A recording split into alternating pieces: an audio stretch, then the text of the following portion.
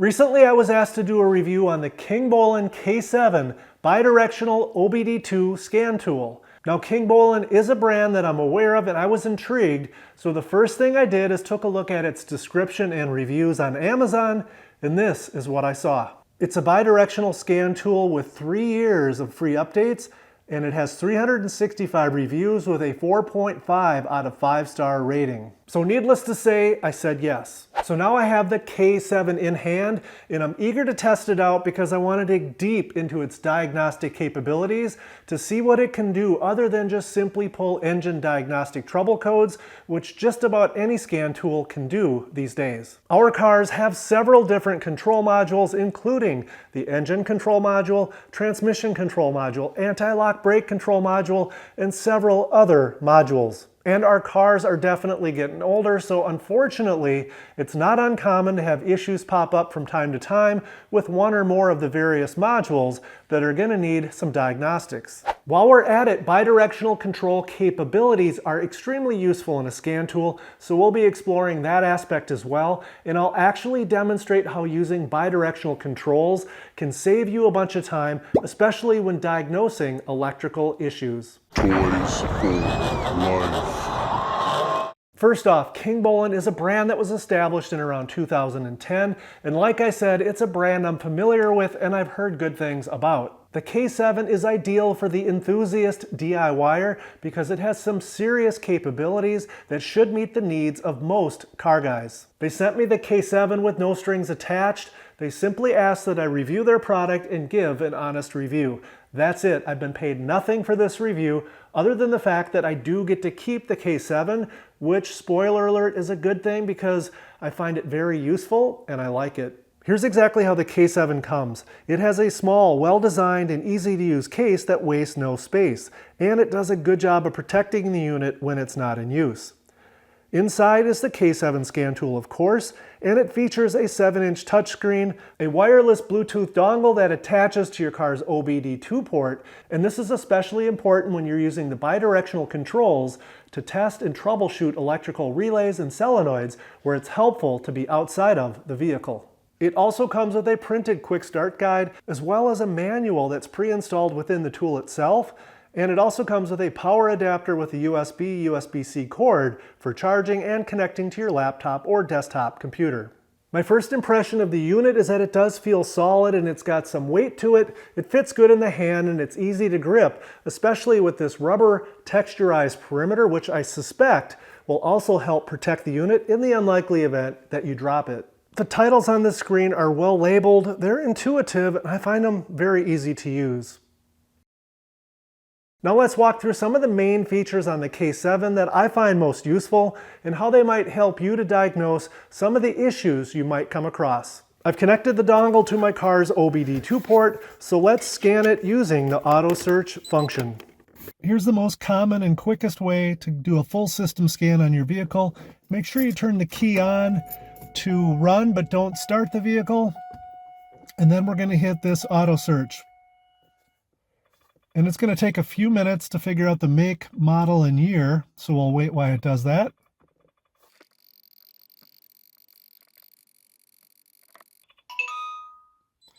Now it's loading the program, probably ask me another question or two. And it wants to know what transmission we have. I have the 6-speed manual. It's loading the final program. Now to do the entire scan of all of the modules, we'll do the health report. And that's going to take, depending on the vehicle and how many modules they are, this is in my C5, so this will probably take a couple minutes. We've got the PCM, powertrain control module, body control module, HVAC module, the instrument panel cluster, left door control module, radio, RFA, which is for your remote controls, right door control module, seat control module, and the airbag module, and then the EBCM or the ABS/traction control system. And what it's going to do is it'll sort it so all of the modules that have any sort of an issue will be up at the top, and everything with the little green checkbox, which means there's no diagnostic trouble codes, will be at the bottom. So we've got a couple here with the door control modules, and we hit that little button. It says lost communication, and this will probably be the same thing. And this is due to the fact that my battery is on its last leg. It's an AGM battery, and it is just over 10 years old. So I'm in the market for a new one of those. If you want more information on what this code means, you can click the little question mark. It'll take you to Google and search it. And that's very helpful because these cars are old enough that if you've got the problem, somebody else probably has had the same problem. We'll go back. And if you want more information and to do some searching within the module itself, you hit this little box. And this gives you more options about reading the fault code. That's the same code it showed us before, of course. We could clear that code. We can read the data stream coming from the door. We'll do that in a little bit with bidirectional controls. We can do an actuation test. We'll do that with the bidirectional controls, which is essentially what actuation test is. And now we're back out to the main menu. If we want to clear these codes for all of them at the same time, we can click the button there. Are you sure you want to do this? Yes. It'll clear those, and when it's done, all of these should be green check marks. And they are. Let's cause some trouble. There's nothing really wrong with my car, so let's make the mass airflow sensor just broke. Look at that. So I'm going to pull that wire off and tuck it somewhere safe. And so now we got a problem. Let's see what it's like to troubleshoot this.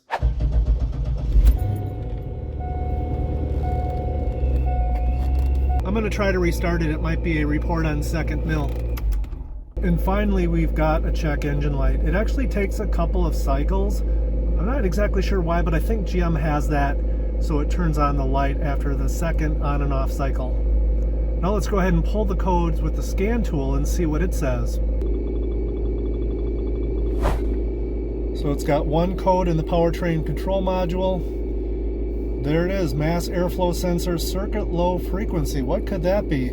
Let's get more information. Insufficient air traveling through the system. Zone's got some information. So gives you something to go on. Let's see if it's reporting any data at all, or if it's dead. We know it's dead because we unplugged it. And to dig deeper, I go here. Then I'm going to go to read data stream. Engine data 1. Let's go to a couple things here. We'll do engine speed and mass airflow. Okay.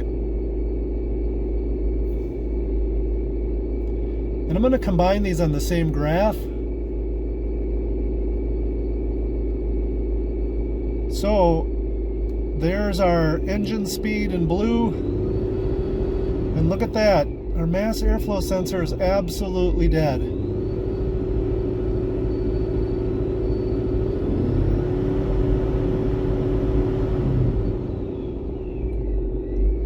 I'm going to just go out and hook it up on the fly and see what happens. I'll be right back. And look at that. It's like maybe it had a broken wire or something. I don't know. Now it's working.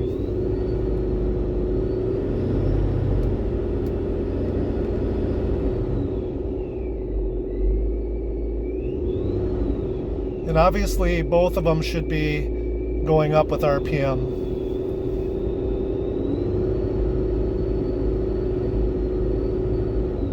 So very helpful to be able to scan different sensors and RPM together, that sort of thing. Let's say we turn our headlight switch and nothing happens with the headlights. We can test that as well. We'll come in here to the body control module, and we're going to go to the actuation tests, output control, light test, daytime running lights. And I'm going to turn them on here while I'm watching outside. And there you go. And I'll turn them off. So So with that one test, we've just determined the headlight motors work fine, the headlight control module works fine, the relays up there work fine, everything up there works fine, and most likely it's a problem with the switch or its wiring to the body control module. We can take the headlight diagnosis one step further. I'm going to go into the body control module, read data stream, input data 1, headlamp off switch. Select OK, and it says active because it's turned off. I'm going to go ahead and turn this switch so it'll be on, and we'll see what happens. Look at that. I'm going to shut it off, and it goes back to active. So that simple test tells me the signals from the headlight switch are making it to the system. Here's another way we can use bidirectional controls to diagnose something like the windows that won't go up and down. Let's just say I'm trying to make the windows go up and down. I'm pressing the buttons here, nothing's working. The ignition switch is on. I can go into the left-hand door control module, special functions, output control, door window test, door window, and I can hit this right here, and I can hit up. And what that has done is told us that the motor works fine, the module works fine. The problem is likely either the switch or the wiring from the switch to the door control module. We can take the troubleshooting of the driver's side window a step further, and what I'm going to do is go to the control module, and this time I'm going to go to read data stream, inputs, driver window down switch, driver window up switch, hit OK.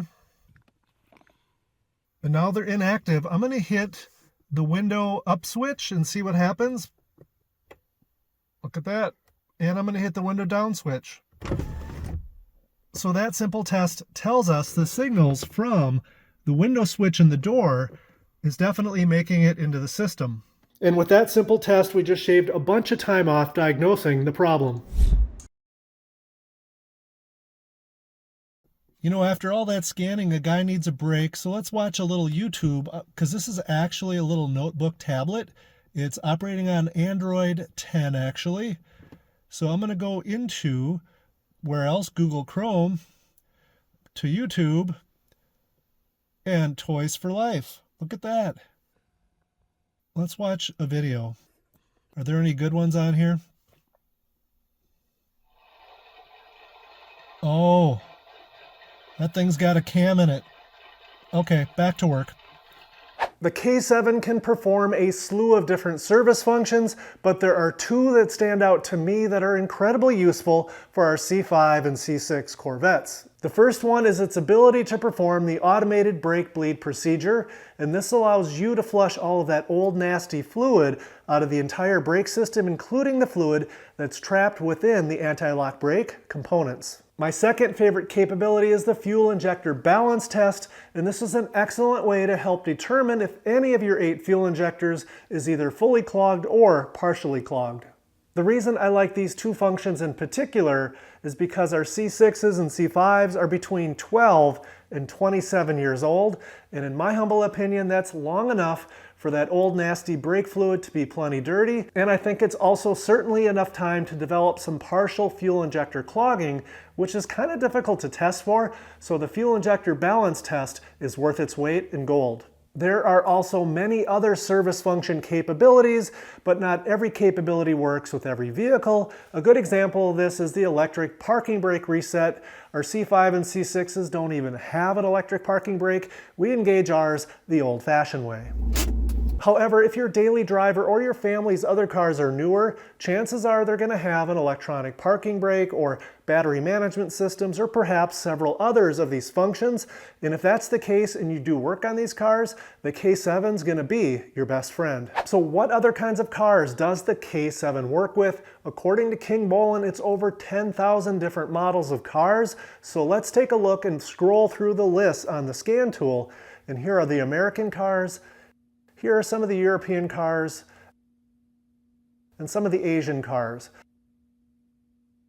Now, it might not work with every single model that each of those manufacturers make, but chances are it's going to work with most of them. In this short video, we've really only scratched the surface of all the different things the K7 can help you fix. Our check engine lights don't come on very often, but when they do, if you've got the very capable bidirectional multi-module K7 in your shop, your chances of being able to fix the problem are vastly improved. And with that, here are my final thoughts. I've been using scan tools for close to 30 years, and I spent the better part of the day with the K7 going through its various capabilities and menus while being connected to several different vehicles. I find it to be a very impressive tool with a solid 2 thumbs up for the intermediate or even the advanced DIYer. And finally, here are some of the things about the K7 that really stood out to me in no particular order. Obviously, it's going to be used in a shop setting, and the K7 appears to be very robust, especially with this durable rubber perimeter that should keep it protected for years to come. Number 2, it is a multi-module scan tool, which means it can connect to most, if not all, of the modules that are placed throughout your car. And of course, the 3 most important ones are the PCM, which controls your engine, the anti-lock brake system, and the transmission control module. Number 3, it includes 3 years of free updates, and updates typically include new programs for vehicles that were introduced that year, as well as enhancement and improvements to existing programs for existing vehicles. And by contrast, most other serious DIY scan tools and professional scan tools on the market only include 1 year of free updates. Number 4, the K7's touchscreen is smooth and it works very well. I found the menus to be very intuitive and the hardware and the software to be very stable. Number 5 is the K7's battery life. I'm not really sure exactly how long it'll last on a charge, but I'm pretty confident that even if you have a full service shop where the tool is being used pretty much throughout the whole day, it's going to get you through the day, maybe even a couple of days. If you're interested in the K7, I'll leave a link in the description below, as well as a discount code that'll be good. I think it's for 25% off, and that'll be through March 20th, 2025. If you're watching this video and it's after that date, be sure to still click the link below. They do run sales from time to time, so if you're holding out for a deal, you might still be able to snag a K7 at a good price.